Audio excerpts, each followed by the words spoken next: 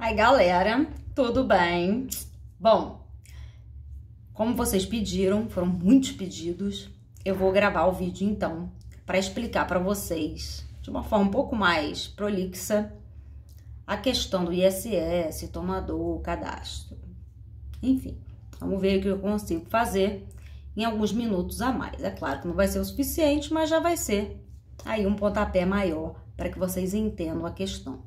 Principalmente para vocês que são profissionais liberais ou eventualmente prestem serviços para prestadores de serviços. Bom, a gente vai tratar aqui apenas da questão do cadastro e apenas da questão do tomador. Então, eu estou aqui na sujeição ativa e passiva. Nós sabemos que a regra matriz de incidência tributária ela é composta de 5 critérios: matéria, espaço, tempo, pessoa e quantidade. Aqui eu estou atacando apenas a pessoa. No sujeito ativo, quem cobra, e no sujeito passivo, quem paga. Seriam outras questões a serem tratadas na matéria, no espaço, no tempo, eventualmente na quantidade, no caso, base de cálculo e alíquota. Aqui eu não vou falar de nada disso. A gente vai falar de sujeição ativa e passiva. O cadastro, ele vai impactar na sujeição ativa. Ou seja, o ISS, ele, em regra, ele é devido no local onde está o estabelecimento do prestador do serviço. Em caráter específico, de acordo com o artigo 3º da Lei Complementar 116, é que eventualmente o local do pagamento se desloca para o local da efetiva prestação. Como acontece, por exemplo, com a construção civil. Eu posso ter minha empresa de construção civil estabelecida em São Paulo, mas se eu realizar uma obra no Rio de Janeiro, eu vou pagar aquele ISS ao Rio de Janeiro, porque a regra para a construção civil é diferente. Agora, eu tenho uma empresa de educação. Minha empresa de educação está situada no Rio de Janeiro. Logo, eu vou dever ao Rio de Janeiro, porque ela está fora da regra de exceção. E assim como acontece com uma série de outras coisas dentro do artigo 3º da Lei Complementar 116 de 2003. Hoje nós temos algumas exceções a mais que vieram com a inclusão da 157 e com algumas questões agora da 175, que trata sobre o assunto, que é matéria para uma outra questão. Não é disso que eu vou falar aqui com vocês hoje. Então, sabendo que, em regra, o local do pagamento é o local do estabelecimento e em caráter específico no local da efetiva prestação, e sabendo também que a Lei Complementar 116, ela também permite uma qualidade do estabelecimento prestador, em razão do quê? Da permanência, da transitoriedade ou da qualidade econômica daquele que presta. Isso eu estou falando do artigo 4º, né? Que independente do nome que você dê ao seu estabelecimento, se é uma sucursal, se é uma filial, não interessa. Se tem aí uma unidade econômica, provavelmente é ali que você vai pagar aquele tributo, no local do estabelecimento do prestador, salvo as exceções, como acabei de dizer para vocês. Acontece que o ISS, por outro lado, também, a gente fala muito de guerra fiscal no ICMS, aliás, é o tributo do coração, como vocês sabem, mas no ISS existe muita também. Por quê? Porque as alíquotas do ISS, elas podem variar muito dependendo do serviço e dependendo do município. A gente sabe também que cabe a uma lei complementar estabelecer esse máximo e esse mínimo. E a Lei Complementar 116, ela estabeleceu o máximo, que é de 5%. O mínimo só veio a ser estabelecido agora com a Lei 157, Lei Complementar 157. Antes estava no ADCT, que previa uma alíquota mínima de 2%. Então, a depender do serviço que se preste, as alíquotas variam entre 2% e 5%. Lembrando que tem também a possibilidade de uma alíquota fixa no uniprofissional, como já foi objeto de outros questionamentos de vocês. Já tem post sobre isso e não é disso que a gente também vai falar aqui. Então, vamos pensar na alíquota entre 2% e 5%. ele tem discricionariedade mediante lei própria de estabelecer a sua alíquota. Eu posso ter um município A que diz que a alíquota é 2. Posso ter um município B que vai dizer que a alíquota é 5 e o município C que vai dizer que é 2,5, 3,5, enfim. Tem que estar em lei. Lembra que tem ali a reserva ao princípio da legalidade. Então, o que pode acontecer? Existe em planejamento tributário uma técnica chamada tax localization, ou seja, o local da tributação. Quando você vai abrir uma empresa, normalmente se verifica o melhor local onde você vai estabelecer a sua atividade, que lhe gere, às vezes, benefícios fiscais. E em prestação de serviço, esse critério ele existe. Por quê? Se eu tenho uma empresa, eu posso estabelecer, se eu sei que é um serviço e que eu vou pagar o ISS inevitavelmente, eu não estou falando de IR nem de outro, estou falando de serviço.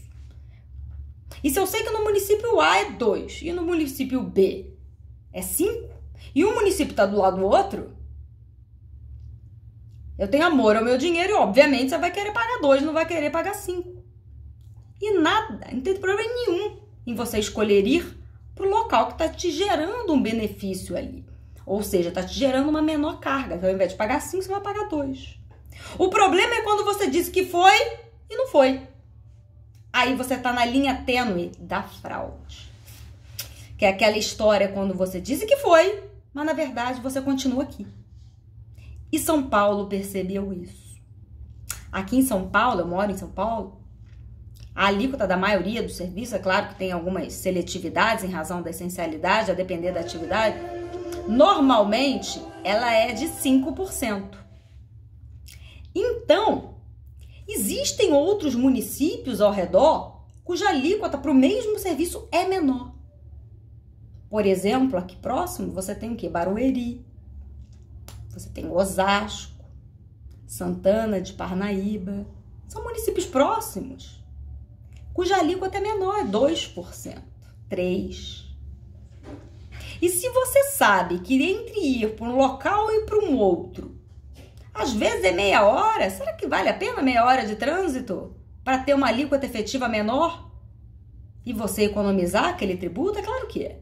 Então, muitas empresas migraram para essas municipalidades para pagar menos ISS. Faz diferença na hora da conta.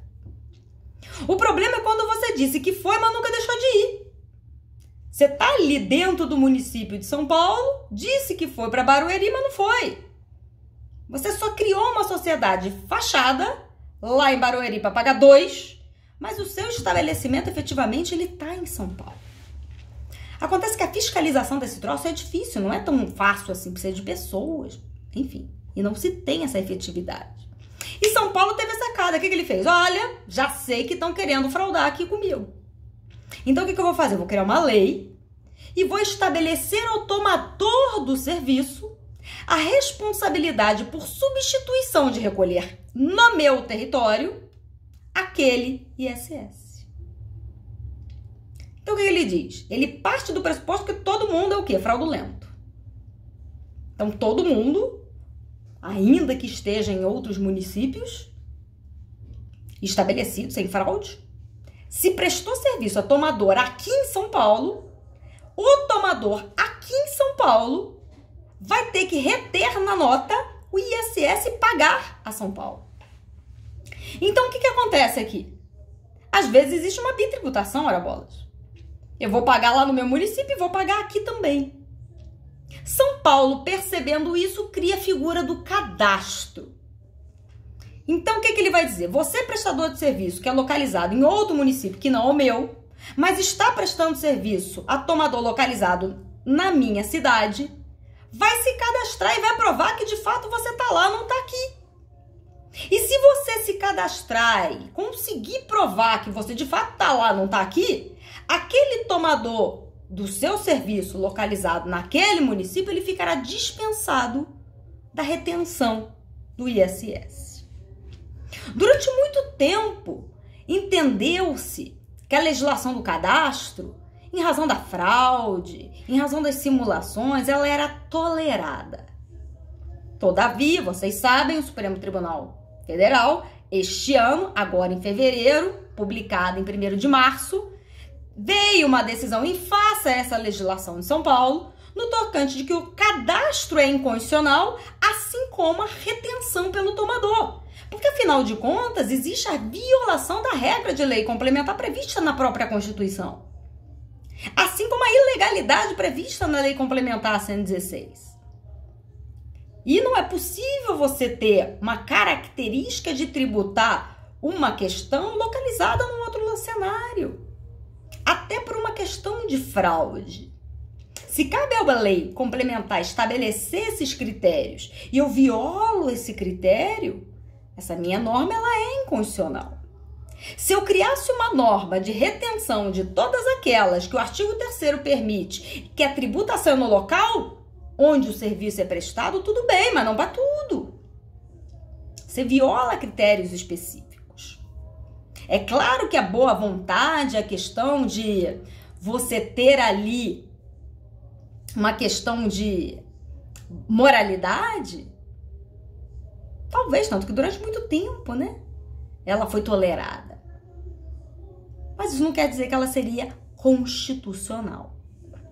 O Supremo agora declara a norma inconstitucional, tanto do tomador, e não poderia ser diferente, porque se eu sou um município de São Paulo, eu não posso fiscalizar quem está fora por uma questão de extraterritorialidade. Então eu tributo quem? Quem está dentro. E quem está dentro? O tomador. Criando para ele aquela responsabilidade. Então tem duas coisas aqui. A norma que cria o cadastro e a norma que cria a responsabilidade do tomador pela retenção daquele ISS, que vai ser recolhido aos cofres de São Paulo. A lei que foi declarada inconstitucional é a lei de São Paulo. Lembre que o Código de Processo Civil ele estabelece a natureza vinculante dos repetitivos, da repercussão geral, ao Poder Judiciário e não ao administrador. Isso quer dizer que as legislações dos trocentos municípios que prevêem essa mesma regra, ela não foi declarada automaticamente inconstitucional. Então, se eu vou lá prestar um serviço em Recife e essa norma ela existe, ou eu vou fazer o cadastro para evitar a retenção, ou eu vou ter que fazer alguma coisa, ou eu vou pagar 2 vezes, hipoteticamente, às vezes por uma questão financeira, vale mais a pena pagar 2 vezes do que entrar com uma ação. Aí é caso concreto, vai ter que avaliar. Ou você vai ter que entrar com um mandado de segurança para pedir 2 coisas. Que você não precisa fazer o cadastro, e aí você já sabe os argumentos, porque a decisão do Supremo já te disse quais são, e, consequentemente, que também declare inconstitucionalidade daquela outra legislação que diga que o tomador tem que reter. E com isso, caso você obtenha uma liminar eventual, você não vai fazer o cadastro, nem tampouco o tomador vai te reter aquele valor. Mas tem que fazer o pedido dúplice. São 2 normas que você está querendo a sua inconstitucionalidade. Não adianta pedir que o cadastro seja inconstitucional sem pedir do tomador, senão não adianta nada. O tomador, ele tá ali vinculado à norma. Se ele não recolher, de quem que o Estado de São Paulo, o município de São Paulo vai cobrar? Não é de você, porque ele não pode. Então, ele vai cobrar de quem tá dentro, o responsável é o tomador. E ele vai reter. A menos que tenha uma decisão do magistrado que lhe diga, olha só, tem aqui liminarmente que você não precisa recolher. E agora, com esse representativo da controvérsia, com essa repercussão geral, muito provavelmente, até pela força vinculante, o magistrado ele vai acatar. Então, aqui você tem um produto. Ou seja, se você está no município de São Paulo, a lei dele foi declarada, aqui você não vai ter esse tipo de problema. Provavelmente. Mas em outros municípios, o problema ainda vai continuar. Então, você tem que ficar atento para orientar o seu cliente ou para você mesmo, profissional, que está aqui me escutando, que nem é tributarista, e tem muitos aqui no meu Insta que não são tributaristas, são pessoas, amigos que têm aí clínicas médicas, empresas de arquitetura, empresas de uma série de prestadoras de serviços de N naturezas, que está fora da regra de exceção do artigo 3º, que tem esse problema de prestar um serviço, o advogado, propriamente dito. Se você tem um escritório de advocacia no Rio e vem prestar para um tomador, você está na regra. Você tem que se cadastrar. Agora, como eu falei, depois do trânsito em julgado dessa decisão, aqui no município de São Paulo, essa coisa vai flexibilizar. Agora, e os outros? Alguns provavelmente vão recuar, vão revogar as suas próprias normas, e se revogou, legal. E se não revogou? Essa decisão não tem o condão de revogar o que existe. Então você vai continuar a ter esse problema.